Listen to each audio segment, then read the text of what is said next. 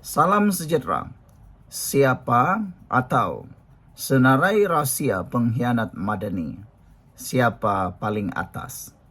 Ulasan kali ini pastinya akan mewarnai cerita kedai kopi Anda semua. Saudara-saudara sekalian, senarai ini ialah senarai rahsia pengkhianat Madani yang kini tersebar. Siapa yang ada dalam list dan siapa sebenarnya yang paling atas?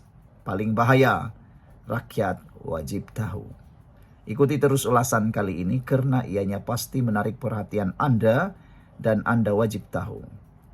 Info mengatakan apa itu senarai pengkhianat. Saya akan beritahu kepada Anda apa itu senarai pengkhianat. Info yang bocor dari sumber dalaman Putrajaya menyatakan ada dokumen sulit disusun oleh pasukan khas PMO. Wow, betul kan ya? Ini berita kabar angin yang kita terima. Tujuannya mengenal pasti individu yang sabotaj dasar Madani. Bocorkan maklumat, sampaikan kepada pihak pembangkang musuh kerajaan Madani ini secara diam-diam. Belum lagi diumumkan, sudah bocor di tangan para pengkhianat. Dan ada juga yang mahu bermain dua kolam. Wah, ini paling durjana lah, paling celaka lah yang macam ni kan, main dua kolam. Anwar sendiri dalam ucapannya berkata baru-baru ini kita tahu siapa mereka. Tunggu masa, kata Anwar. Jadi ini bukan spekulasi kosong, ada list, ada nama, ada tindakan menanti. Sebelum kita teruskan senarai yang sangat panas ini, jangan lupa saya nak kongsikan kepada Anda semua. Ini Transovector for Life.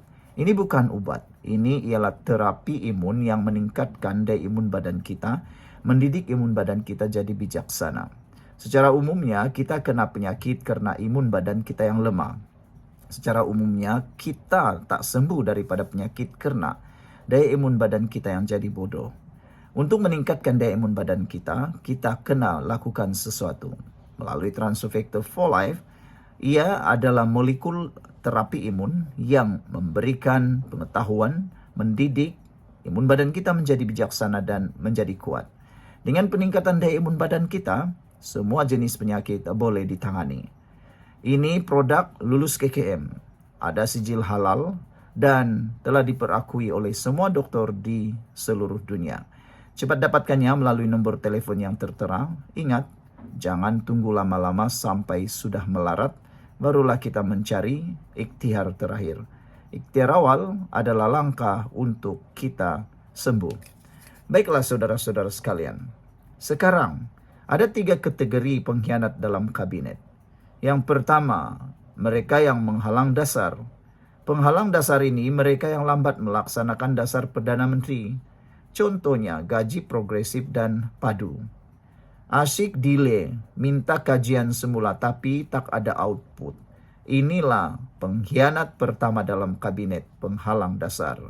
Kedua, mereka yang celaka, bermain dua kolam. Ahli kabinet yang masih berhubung dengan pihak lawan. Ada juga ahli kabinet jumpa belakang dengan pemimpin pembangkang, menjual info sulit. Inilah yang paling durjana yang memang tak boleh kita hadam.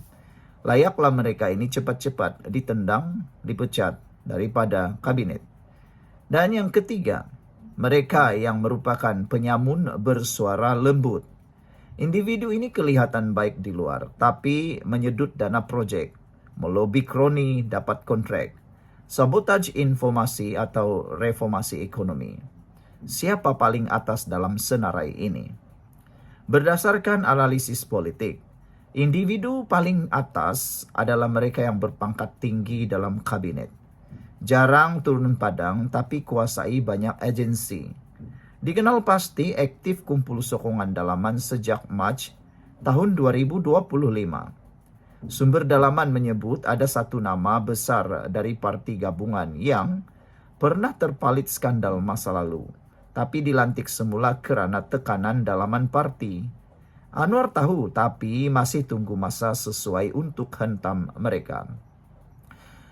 Soalan besar, mengapa mereka mengkhianat? Jawabannya mudah, kerana kuasa dan pengaruh. Ada yang mahu gulingkan kepimpinan Anwar dari dalam. Ada yang mahu rebut jawatan timbalan Perdana Menteri atau Menteri Kanan. Dan ada yang hanya mahu sabotaj demi agenda pihak korporat lama. Malaysia Madani bagi mereka halangan kepada kekayaan peribadi. Jadi, apakah yang Anwar akan buat? Rombak besar-besaran akan dijangka berlaku pada Julai 2025. Anwar akan gugurkan nama dari senarai rahsia itu. Dedahkan satu persatu bila perlu. Membina kabinet 100% bersih dan reformasi total. Tapi persoalan besar ialah, adakah Anwar cukup berani berdepan rakan sendiri? Menurut anda, siapa dalam kerajaan sekarang yang patut digugurkan dulu? Siapa yang akan anda rasa pengkhianat sebenar dalam Madani? Tulis komen anda di bawah. Jangan lupa like, subscribe, dan kongsi video ini. Jika anda setuju, pengkhianat mesti disingkirkan segera. Malaysia Madani mesti bersih dan yang kotor mesti keluar sekarang. Sekian dulu untuk kali ini. Jangan lupa tinggalkan komen anda. Salam sejahtera. Terima kasih kerana bersama dengan saya di Nazilin Unity Channel. Terbongkar pengkhianat Anwar dalam Malaysia Madani. Sebelum kita teruskan ulasan yang hebat ini, jangan lupa tinggalkan komen anda jika anda suka dengan pendedahan siapa sebenarnya pengkhianat dalam kerajaan Madani ini. Akhirnya terbongkar individu yang selama ini bersama Anwar rupa-rupanya pengkhianat dari dalam. Persoalannya hari ini, siapa mereka? Anda wajib tahu dan mengikuti ulasan ini dari awal sampai habis. Baiklah saudara-saudara sekalian. Ada yang berselindung di sebalik perjuangan Madani, tapi niat mereka sabotaj. Itu kata-kata Anwar Ibrahim dalam sidang media yang terbaru. Beliau nyatakan secara pedas. Pedasnya luar biasa, bukan calang-calang, pedas macam kena lada. Siapa makan lada itu terasa pedas. Ada yang berselindung di sebalik perjuangan Madani, kata Anwar Ibrahim, tapi niat mereka untuk sabotaj. Ini bukan sindiran kosong. Ini isyarat keras bahawa ada pengkhianat dalam kabinet atau parti sendiri. Kumpulan ini mungkin bukan ramai, tapi cukup untuk gagalkan dasar, bocorkan maklumat dan cemar imej Madani. Saudara-saudara sekalian, apakah anda mahu menghabiskan isu ini? Tapi sebelum itu, saya nak perkenalkan kepada anda semua. Ini bukan obat, ini transfer factor folate. Ini ialah terapi imun. Terapi imun ini mendidik dan meningkatkan daya imun badan kita sehingga 400%. Secara umumnya, mudah difahami, kita kena penyakit kerana imun badan kita yang lemah. Kita kena penyakit kerana imun badan kita yang menjadi bodoh hingga menyerang diri kita sendiri. Bagi membaiki diri kita yang sudah terlalu teruk kena penyakit, dah ada penyakit atau mengelak daripada penyakit, satu saja yang perlu kita lakukan, mudah difahami, tingkatkan daya imun badan kita dan didik daya imun kita, badan kita melawan penyakit. Dengan peningkatan daya imun badan dan imun badan menjadi bijaksana, kita sembuh daripada semua jenis penyakit. Siapa yang berminat mendapatkan produk ini, hubungi nombor telefon yang tertera. Produk ini lulus KKM, halal dan diperakui oleh doktor-doktor di seluruh dunia. Cepat beli sebelum ianya terlambat. Saudara, apa yang menarik perhatian kita ialah bagaimana cerita atau bagaimana mereka akan mengkhianati Anwar. Mereka akan sabotaj. Mereka akan sabotaj dasar-dasar penting. Mereka akan sabotaj dasar-dasar penting seperti padu dan gaji progresif. Melambat-lambatkan projek rakyat. Membocorkan maklumat, mesyuarat kepada pembangkang. Melobi kontrak kepada kroni tanpa restu Perdana Menteri. Semua ini berlaku dalam diam dan Anwar sudah kumpul cukup bukti dalaman. Siapa dalam radar pengkhianat?